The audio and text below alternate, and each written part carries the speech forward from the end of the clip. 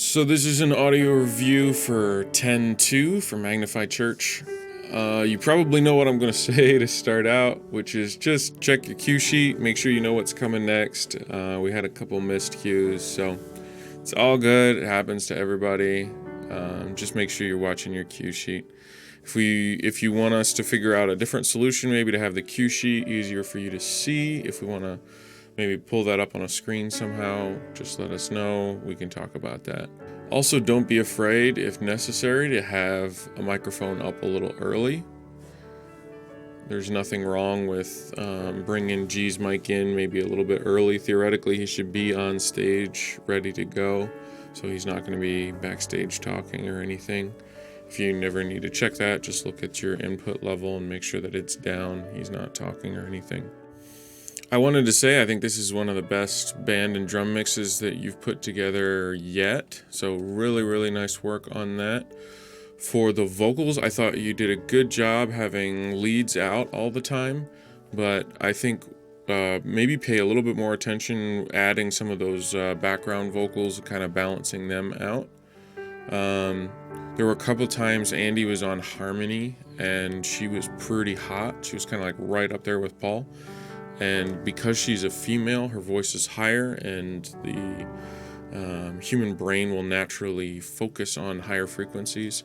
So it can be, even though Paul might be louder, it can be easy to focus on Andy if she's there. So just make sure she's in a really good spot. Any of the harmonies that you've got are kind of balanced out and equal to each other. So let's play around with that maybe a little bit on this first song and see what that sounds like. I'm going to go ahead and turn these guys off of read mode, just so we can adjust those levels.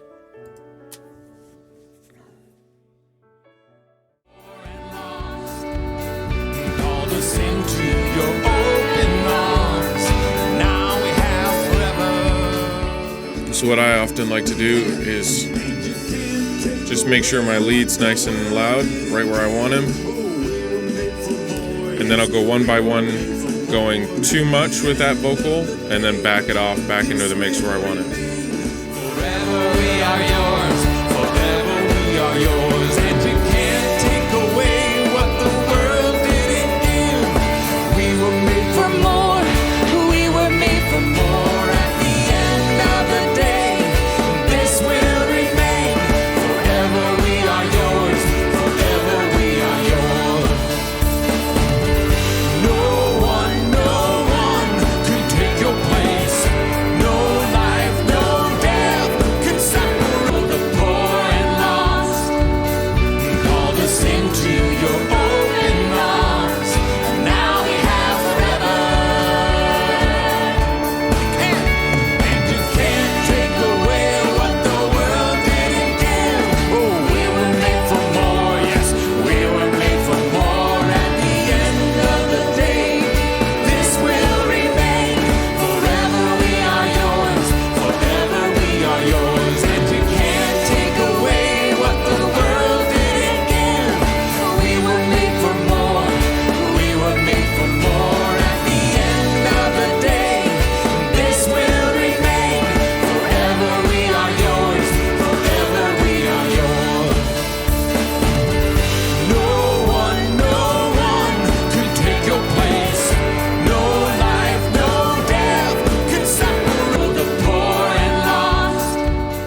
And maybe add a touch more effects. Open arms. Now we have forever. And you can't take away what the world didn't give. Oh, we were made for more, yes, we were made for more. At the end of the day, this will remain. Forever we are. So I really like that. I think that blends them all very, very nicely. It's something that'll come with time and doing lots and lots of mixes, is just being able to really dial in where each of those vocals is going to sit in your mix. But that's my trick to do it, is put your lead where you want him and then push each background vocal to be a little bit too much and then bring it back down till it's sitting well. And then kind of level all those out so you can kind of mesh them into the same part of your mix. and then the background vocals can kind of coexist with each other and blend well. So you're not picking out any one particular background vocal, but they all mesh.